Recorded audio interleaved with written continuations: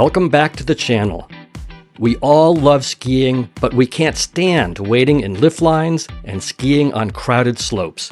So, here are 13 proven strategies to get you through lift lines fast and help you find those uncrowded slopes. And stick around until the end because I've added a bonus strategy that I think very few people are aware of. Ski midweek. This is, hands down, the most effective strategy. Weekends and holiday weeks draw the largest crowds, and Mondays and Fridays are getting increasingly busy as visitors extend their weekends. While Mondays and Fridays are still good days to ski, the very best are Tuesdays, Wednesdays, and Thursdays. Arrive well before the lifts open. By arriving early, you get the best parking, a less crowded lodge, and you can hit the slopes before things get busy. With high-speed lifts and shorter lift lines, you can get several uncrowded runs in by arriving early.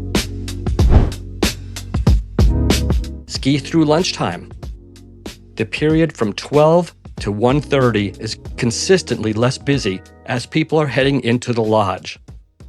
Taking an early break or waiting until later allow you to bypass long cafeteria lines and enjoy less crowded slopes while everyone else is having their lunch. Ski at independent local areas. To get more runs in on weekends and busy holiday weeks, select a small independent area over those major destination resorts. These mountains are less impacted by multi-resort passes and often deliver more actual ski time. Ski when it's uncomfortable for others. Dress well and ski when the weather is less than ideal. Fair weather skiers are often deterred by discomfort and leave the slopes relatively empty. These days often offer the most serene and adventurous feeling, rewarding proper layering and tenacity. Ski later in the day. Although the conditions won't be as good, skiing later in the afternoon will be far less busy. On weekends, the least crowded time will definitely be Sunday afternoons because local skiers and weekend travelers begin packing up early to beat the traffic.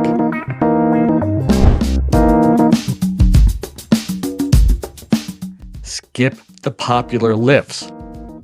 I frequently ski at a resort with several lifts originating from the base lodge, and lines for the popular six-pack bubble far exceed the lines at other nearby high-speed lifts, even on fair weather days.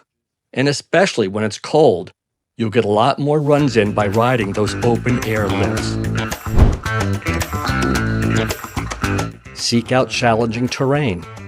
The biggest crowds are generally found on groomed blue and green runs. If your ski level allows, get to the more challenging terrain, bump runs, glades, or terrain that requires a short hike. Fewer people are willing to make that extra effort, and the lift lines servicing that expert terrain will be drastically shorter, rewarding those with the skills.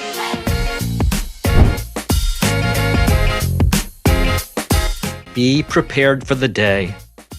Every minute spent managing gear is a minute lost skiing. Prepare your skis, boots, and lift pass the night before. Avoid ticket window lines by loading your RFID card online. If you're renting, do so at an off-mountain ski shop the day before. Find out the procedures for tasks like paid parking in advance. A friend of mine wasted 45 minutes in a parking lot trying to download a parking app. Know how to use your pass for the resort. Some require it to be visible, some in your pocket, and some allow you to use an app. I can't tell you how many times I've seen people fumbling around trying to deal with these logistics in the lift line. Preparation is everything.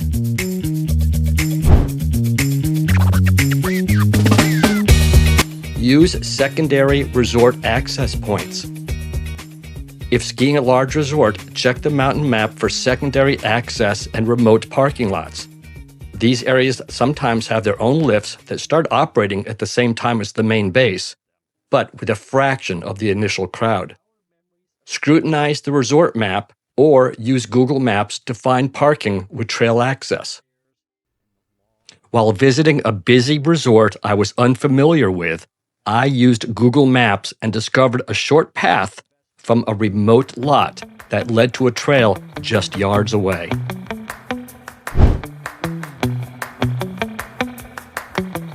Read the lift lines. Don't follow the herd. When you arrive at the bottom, quickly scan the lifts. If one line looks drastically longer, don't hesitate to ski across the base to the other lift, even if it adds a minute of skating. On busy days, fixed grip lifts often have the shortest lift lines and therefore offer more time on the snow than waiting for a high-speed quad. Pay attention to how lifts are being loaded. Some load from multiple directions, and it can really pay off to skate to a less busy access point. Or, on the next run, ski to that less busy side of the lift.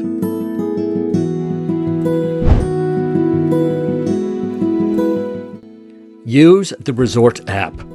Many ski areas now have apps showing real-time lift wait times. This allows you to find those with the fastest moving lines.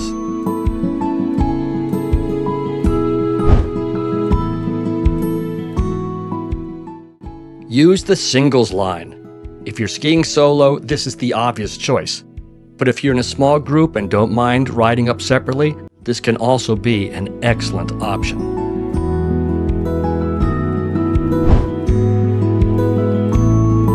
Most people only look at how many people are in a lift line to estimate the wait time. But this is only part of the equation. The other part is the uphill capacity of the lift measured by how many people it transports uphill per hour. If two lifts look to have the same number of people waiting, the one with the higher capacity will have shorter wait times.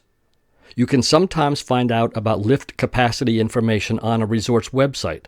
If not, there's an excellent online resource called Lift Blog, which will definitely have the info. Be aware that lift capacities are based on ideal conditions, such as every chair being loaded to capacity. By using this, I've found some really valuable information about some of the places I ski at a lot.